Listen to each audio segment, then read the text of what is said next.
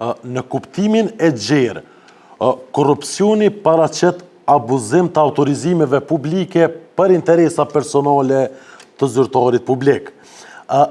Nëse një zyrtar publik ka marrë autorizime publike, atëherë ushtrimi i këtyre autorizimeve duhet të bëhet në drejtim të interesave publike.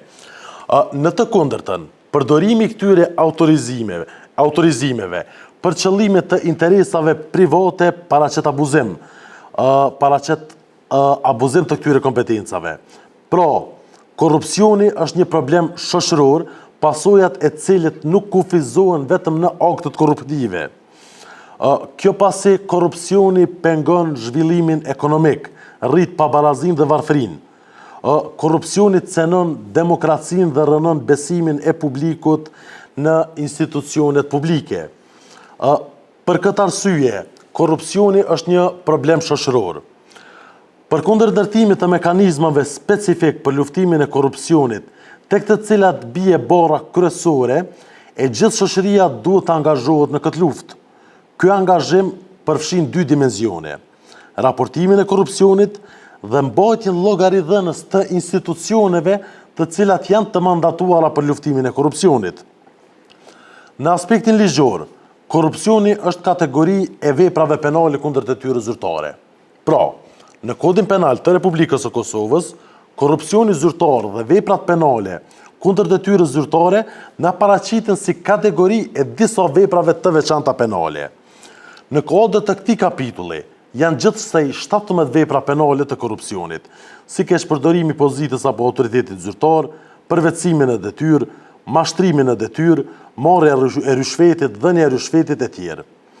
Kryes i një vepre penale të korupcionit parimisht mund të jetë vetëm personi zyrtar, përkatësisht persona të cilat kanë autorizime publike e të cilat i përdorin ato për përfitime të padrejta. Kodi numër 06-L-074 Penali i Republikës së Kosovës e ka definuar në detaje kuptimin e personit zyrtar.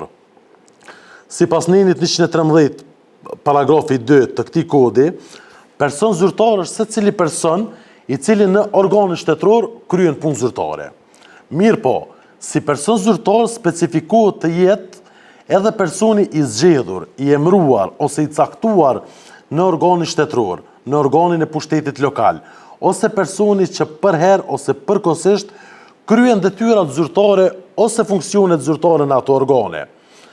Klasë të tjerave, ky nen specifikon se person zyrtar konsiderohet edhe personit të cilit i është besuar kryerja faktike e detyrave të caktuara zyrtare apo punëve zyrtare.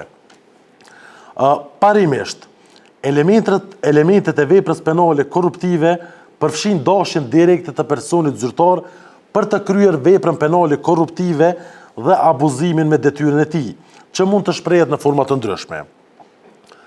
Për shembull, në rastin e veprës penale të keqpërdorimit të pozitës apo autoritetit zyrtar, për të plotësuar elementet e kësaj vepre penale, personi zyrtar duhet që duke shfrytzuar detyrën apo autoritetin e tij zyrtar, ti ketë të kaluar apo mos përmbushur kompetencat e tij.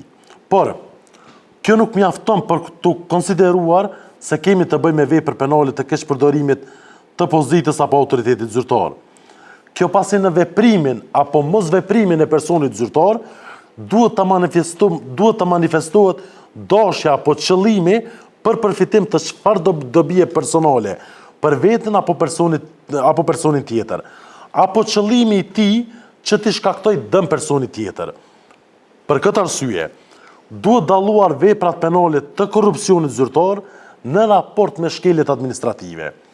Kjo pasi jo çdo lloj shkelje e ligjit apo mos kryerje e detyrave zyrtare paraqet vepër penale.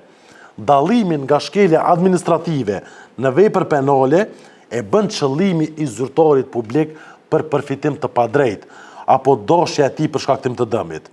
Varësisht veprës penale, korrupsioni mund të shfaqet në forma të ndryshme dhe me elemente të ndryshme inkriminuese. Të gjitha veprat penale të korrupsionit janë të listuara në nenin 414 deri në nenin 430 të kodit të fundit, që është kodi numër 062/L V074 penal i Republikës së Kosovës. Për pos personit zyrtar, duhet theksuar se ka disa raste përjashtuese kur veprat penale të korrupsionit mund të kryen edhe nga personi jo zyrtar. I tillë është rasti i veprës penale të dhënies së rishfetit, mashtrimit në prokurim publik dhe ushtrimit të ndikimit.